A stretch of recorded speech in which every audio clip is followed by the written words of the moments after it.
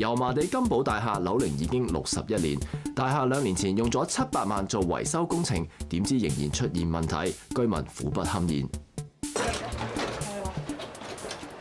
又壞咗啦！而家嗰啲發生咩事啊？又壞咗啦！每次有陣時有咩情況，我推下個門可能會過到骨啦。嗱，又整唔到啦，又停咗啦。因為佢而家臨時開機俾我哋用住先嘅啫嘛。原因因為大廈嘅天台漏水漏得好緊要，就漏到你諗下10幾日之前係落好大雨，係不停咁漏水，漏到機房全部濕晒，隔 lift 停咗啦，停咗10幾日。咁 lift 公司就打電話俾我哋，得啊，你條鋼纜都生咗鏽啦，維數都要6萬，但係我哋已經申咗政府資助呢個換 lift 嘅計劃㗎啦，都講緊80萬。講真，如果你防漏工程做得唔好，就算我哋換一部100萬嘅 lift 都冇意思㗎嘛，一樣係壞㗎嘛。你今年幾多歲啊？97。哇，97歲啦！你住幾高啊9樓最高咯。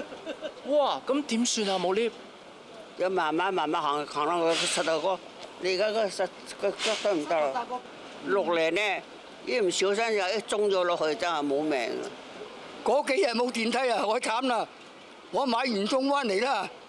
你問下我老婆啊，幾乎成個攣低咁滯啊！直情慘啦！我真係差啲攣低，我幾驚攣低都失救啊！嗰度地方真係個垃圾河慘啊！我佢話我最慘，我倒垃圾啊，隻腳直頭唔識遞啊，遠到你慢慢嚟倒啊！你唔倒垃圾起蟲啊嘛，咁易你點得啊？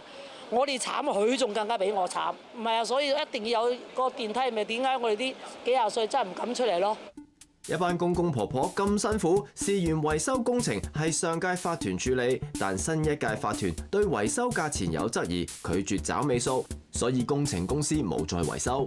因為佢話我哋仲有一筆款項未俾佢，所以佢係唔會同我哋跟進啲維修嘅。但係我哋發覺個數目好唔合理，每一戶係講緊12萬幾嘅。係成棟大廈每一戶價12萬幾，咁講緊隔離大廈都係每一戶2萬幾嘅啫，所以我哋覺得唔合理。我希望上一屆嘅主席同埋秘書或者委員會會企出嚟處理翻件事，唔好話你換咗屆就唔需要你件事，而我哋揾你係揾唔到㗎。其實件事大家都想搞掂啫，安居樂業，但係你咁嘅情況，你真係要企出嚟處理嘅。